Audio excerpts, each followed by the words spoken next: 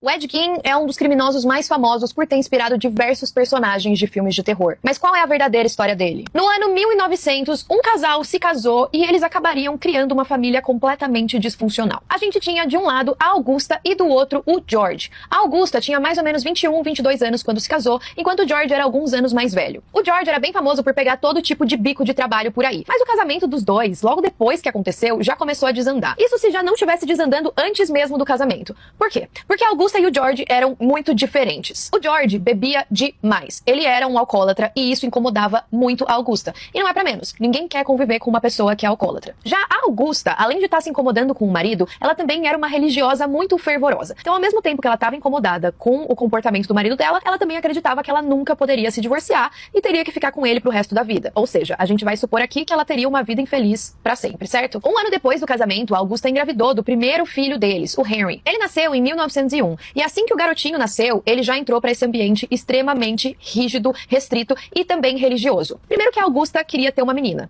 Quando ela viu que nasceu um menino, ela já ficou tipo, que saco. Agora ela tava tendo que lidar com cuidar de uma criança, ao mesmo tempo em que o marido não tava presente, precisava trabalhar dobrado pra sustentar toda a família e continuava bebendo. Então a gente sabe que os primeiros anos da vida do Henry não foram os melhores. E as coisas pioraram quando 5 anos depois, a Augusta teve o segundo filho, o Ed, que é o cara que a gente vai falar mais nesse vídeo, e ela se decepcionou dobrado, porque de novo, ela não teve uma filha mulher. A cabeça da Augusta sempre foi um pouco difícil de entender. Primeiro que a reação dela, quando ela viu que ela tinha 2 filhos homens, não foi cuidar deles da melhor forma possível. Pelo contrário, ela decidiu que o melhor pra eles seria que eles nunca se relacionassem com uma outra mulher, que eles fossem virgens pro resto da vida deles. Inclusive, depois que eles cresceram um pouco, teve um momento em que ela fez os dois prometerem que eles não iam ter relacionamentos e nem relações sexuais. Ela também tinha essa super proteção com os filhos. Então ela acreditava que eles precisavam ficar isolados, porque qualquer outra pessoa que entrasse ali ia ser uma má influência pros dois. Minha opinião, ela só tava com medo deles conhecerem pessoas que iam colocar um pouco de bom senso na cabeça deles pra eles perceberem que a mãe tava falando um monte de besteira. Quando os dois ainda eram bem pequenos, o George acabou vendendo um mercadinho que ele tinha na cidade e se mudou com toda a família para uma fazenda que ficava em Plainsfield, no Wisconsin. E essa mudança não foi por acaso. De novo, como a Augusta acreditava que todo mundo era má influência, ela queria isolar a família o máximo que ela pudesse. Então, que lugar melhor do que uma pequena cidadezinha em que você vai estar morando no campo? A gente sabe também que em cidadezinhas, por mais que você tente ficar isolado, eu acho que talvez é mais fácil você estar isolado em uma cidade grande do que em uma cidade pequena. Porque em cidades pequenas, literalmente todo mundo se conhece e todo mundo fala de todo mundo porque não tem outra coisa pra fazer. Agora, se você tá numa cidade grande,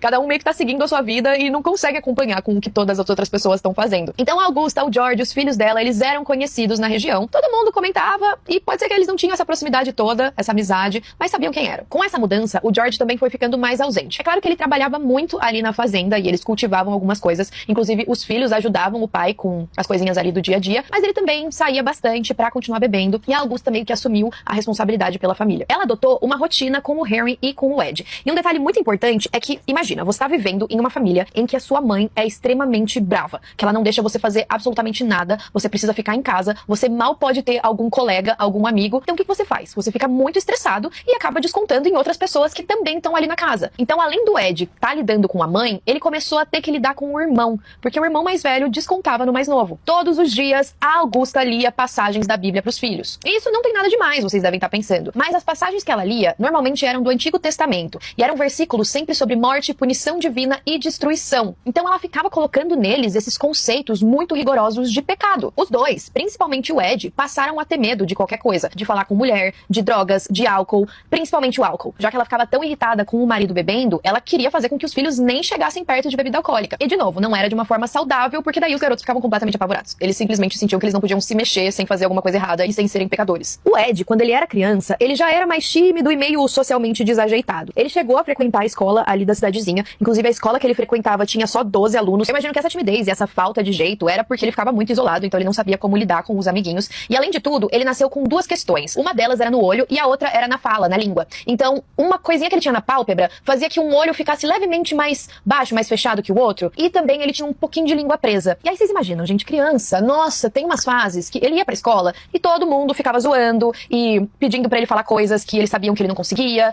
e ficavam falando da aparência dele. Ainda mais porque ele não revidava, já que ele era muito tímido. Então ele era um prato cheio pra ser vítima de bullying. E aí tá, daí você é uma criança que tá sofrendo bullying na escola, chega em casa, sua mãe lá, falando, pecado, não sei o que, não pode fazer tal coisa. Vai falar com seu irmão que parece ser a única pessoa que entende o que está passando em casa. Mas seu irmão tá lá também, te criticando e gastando toda a energia em cima de você porque ele também tá isolado do mundo. Então é uma situação bem complicada, né? Não é pra menos que uma pessoa vivendo tudo isso decida ficar mais reclusa e também se dedicar dedicar às tarefas agrícolas da fazenda. Alguns colegas e também ex-professores do Ed alegavam que ele parecia ter algum tipo de alucinação auditiva. Eles falavam que ele era um garoto estranho que às vezes estava sozinho e começava a dar risada do nada. Mas ele demonstrava algumas outras coisas também que chegaram a desconfiar que ele sofria de reflexos de alucinações auditivas. E isso seria um indício precoce da instabilidade mental dele. Apesar de todos os pesares, o Ed não era um mau aluno na escola, ele se destacava na leitura. Ele gostava bastante de ler. E era uma das poucas coisas que ele conseguia fazer em casa. Às vezes ele conseguia alguns livros sobre assuntos que ele se interessava e até mesmo revistas. Muitas dessas revistas e contos que ele lia eram sobre umas aventuras um pouco macabras e até mesmo sobre violência. Então foi nesse ambiente que o Ed e o Henry cresceram.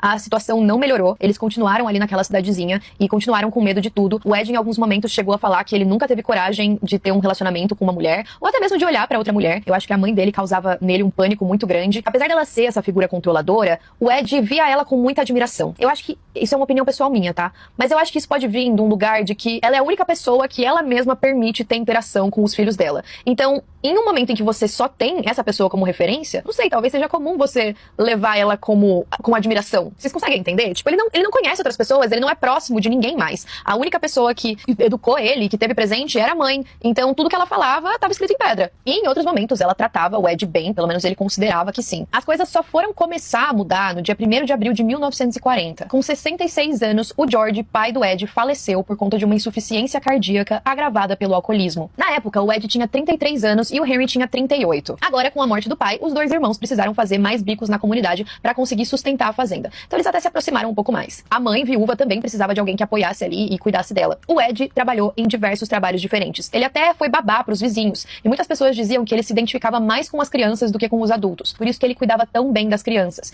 E aí a gente fala muito sobre uma imaturidade emocional mesmo que ele tinha. Também diziam que ele tinha muitos comportamentos infantis e paladar infantil. Parecia que ele ficou pro resto da vida sendo aquele filhinho da mamãe. As pessoas da comunidade viam os dois irmãos como homens quietos, honestos e muito trabalhadores. Então não tinha nenhum indício de que alguma coisa estava errada na família. O Henry era diferente do Ed. Por mais que ele também tivesse sido muito controlado pela mãe, chegou um momento em que parece que ele acordou.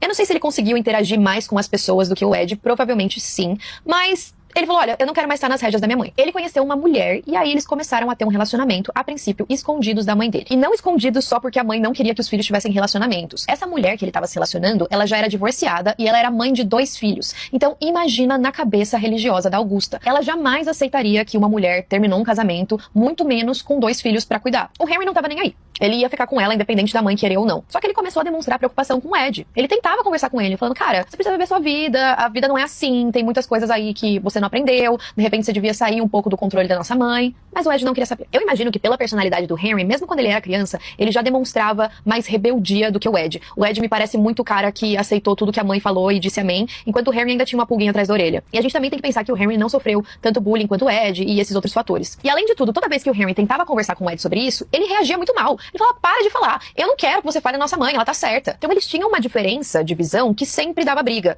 E essa briga se tornou uma tragédia. Em 16 de maio de 1944, teve um incidente muito suspeito. O Ed e o Henry estavam trabalhando juntos na propriedade. Eles precisavam queimar uma vegetação que estava num brejo ali da fazenda. E aí o fogo fugiu do controle. E aí era aquele caos, fogo pra todo lado, e a gente precisa apagar e chamar os bombeiros antes que tudo da nossa fazenda pegue fogo. O Ed foi atrás de tudo, chamou a polícia, chamou bombeiros. O resgate foi lá ajudar. Eles conseguiram conter aquilo. Só que aí chegou a noite e o Henry não apareceu. O Ed tinha comentado que viu o irmão tentando ajudar a apagar o fogo, que talvez ele tivesse corrido pra algum local, mas ele ficou preocupado quando o irmão não voltou e reportou o desaparecimento pra polícia. A polícia voltou pra propriedade pra começar a investigar e fazer as buscas, e o Ed super ajudou também. Agora, o estranho foi que quando os policiais e o Ed se encontraram, ele falou assim, nossa, eu acho que o Henry pode estar naquele local exatamente, vou levar vocês lá. Os policiais foram seguindo o Ed até aquele local específico, e chegando lá, quem diria? O Henry tava ali. Infelizmente, ele já não tava mais com vida. Mas o Ed levou os investigadores pro corpo do irmão, no meio do nada. Ele sabia exatamente onde ele tava. Aí falou, uai, nossa, será que ele faleceu asfixiado por conta da fumaça? Os policiais, olhando o corpo, viram que não tinha nenhum sinal de queimadura,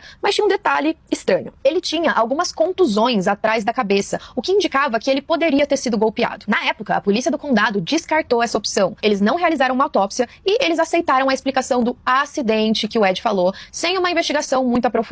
Agora, aqui a gente tem que ter muito cuidado, porque essa parte nunca ficou comprovada. A gente não sabe se foi o Ed que matou o irmão, ou se realmente ele desmaiou e aí acabou morrendo asfixiado pela fumaça, porque algumas pessoas dizem que o ferimento na cabeça poderia ser condizente a ele ter batido a cabeça quando ele caiu no chão, mas é muito suspeito, tá? Tem muitas vertentes aí que acreditam que o Ed teria matado o próprio irmão, quando eles começaram com essas divergências maiores em relação à mãe deles.